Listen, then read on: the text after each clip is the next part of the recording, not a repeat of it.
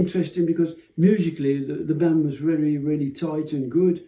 But what was interesting, it was very spectacular because on stage we had lots of decor at that point of time, because it was pretty new to have decor. Because what it was supposed to be, we had the tank, which is a great huge tank with a thing that used to spit smoke and fire and God knows what out, pyrotechnique, which was Tarkus, the tank of Tarkus, you see, so it was like a nasty, horrible tank which came to kill us all. And the driving console where the pilot was Keith, with all of his thing, flashing lights and God knows what, and Moog mini synthesizers,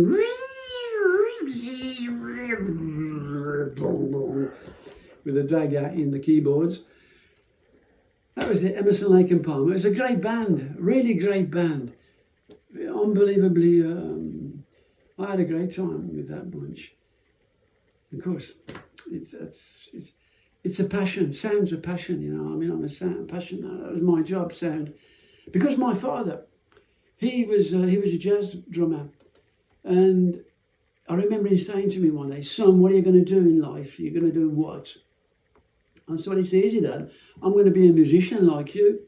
"You got to be joking, mate. You're going to be a musician. You'll never learn your living. How are you going to nourish your family?" I said, well, Dad, you do. You're joking. You're not going to be a musician. I said, well, I don't know. I like the sound, you see. It's the sound that interests. "Oh, if you like sound, why don't you become a sound engineer?" "Well, that's not a bad idea." "Oh, I'll become a sound engineer." So I became a sound engineer.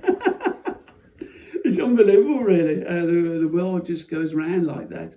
And you sort of fall into your place, I mean, when I was working at Regent Sound Studios, I used to cross the road to Tin Pan Alley Studios, and they used to say to me, "When you're starting?" Because there was work everywhere in those days, It wasn't like today where you had to send CVs off everywhere. You just knocked on the door and they said, "Yeah, come in, off we go." That was it, you see. I mean, when I took my job, it was my first job at Regent Sound Studios. I got my diploma. I've just finished my formation in Aberystwyth University. I did sound. In Wales? Yeah, in Wales, yeah. Oh, wow. Was it up on the hill? Yeah, by any chance? No, on the way up, because it's Aberystwyth. It's a very humpy country, but it's on the west coast of Wales. Yeah. And I did my formation there, and I was lucky because I got my diploma because I was still very young, because I had a couple of years advance. I don't know why. I wasn't more intelligent than anybody, And so I got this sound thing, and I was looking in the newspaper. I forget which paper it was, probably the World or something like that. And there was an advertisement looking for sound engineer, Regent Sound Studios, London. So I rang the guy up, and there was a guy called Jimmy that answered the phone. He said, "Yeah, I'm Jimmy, whatever it was, I forget now." I said, "Well, yeah, I've just got my diploma. I'm just a sound engineer, a new one. I'm just new. I don't know too much, really, practically." So he said, "Well, okay, you start Monday then." Monday? Yeah, well, I'm in Birmingham. Yeah, well, yeah, okay, you start Monday. God, so I shot down to London, managed to get a squat or something for the first couple of weeks, down Coville Terrace. I lived in Coville Terrace off Portobello Road,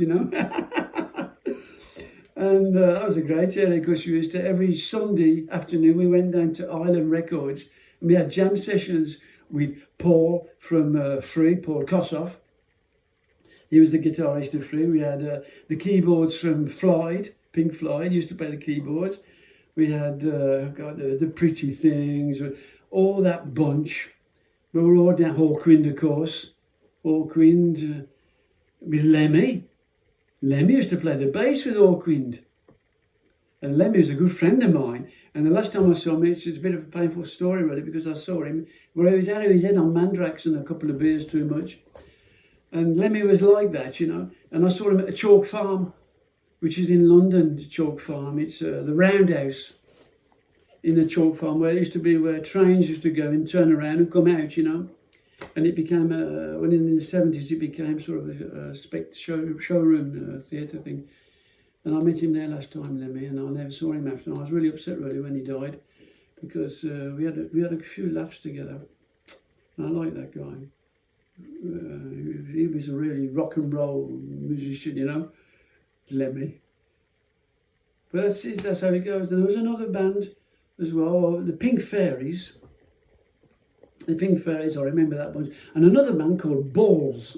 Balls, Balls. I don't know why they call themselves Balls for. But they were all very associated with Hawkwind.